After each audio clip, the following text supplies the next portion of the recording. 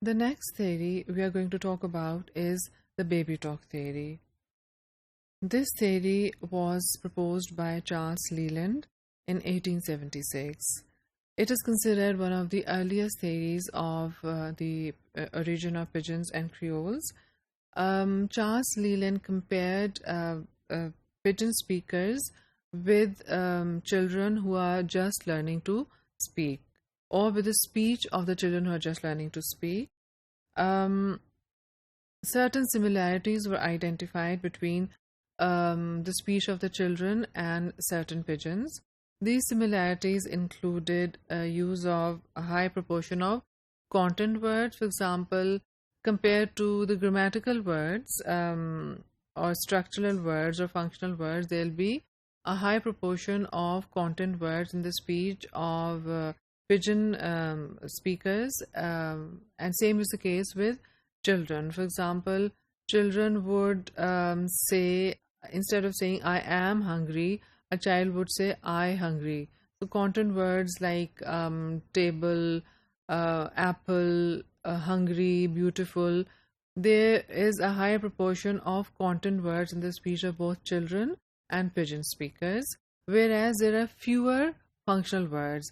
Functional or structural words would include words like prepositions, articles, other linguistic elements which indicate grammaticality.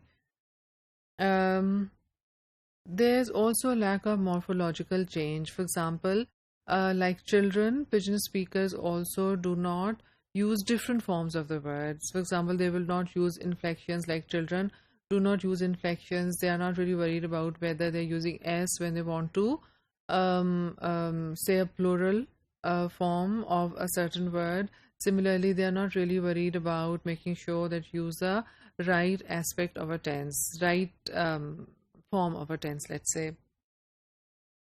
Also, children are not really worried about saying whatever they're saying in the perfect pronunciation. Same is the case with pigeon speakers. They only try to approximate the pronunciation and do not try to perfect it. Baby talk was used between the subordinate class and the masters or the dominant class. And the reason is that the masters, especially in olden days, believed that the subordinate class, for example, slaves on sugar plantations, their slave masters, who were mostly European, thought that the slaves were mentally deficient, intellectually inferior, and therefore were not able to speak the same language. Also, they thought that if they taught their slaves the same language as they speak, it will give them too much power. So what they did was they simplified their language and used this simplified version of their own language with their slaves. And sometimes they would, whatever language their slaves used, they would imitate that language, which was, of course, a simplified version of whatever languages were spoken around those poor slaves. So what these masters did was they came down, instead of teaching the slaves their language for communication purposes, they came down to their level apparently and spoke to them in a very simplified manner. So this simplification of the language was intentional. In case of children, it's not intentional, because children are just learning to speak the language. In case of the use of this simplified language by the masters on sugar plantations, let's say, it was intentional. So the simplified language, according to this theory, came into being as a result of the intentional use of the simplified version of their own language by these slave masters. If you continue using this baby talk with any individual, of course, it will deprive that other person with the opportunity to ever come face to face with the correct or full form of the language that they are trying to learn.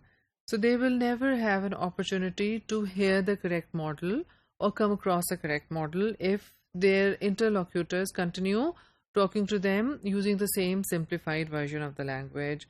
So their only option left is to learn the baby talk, which is being used with them.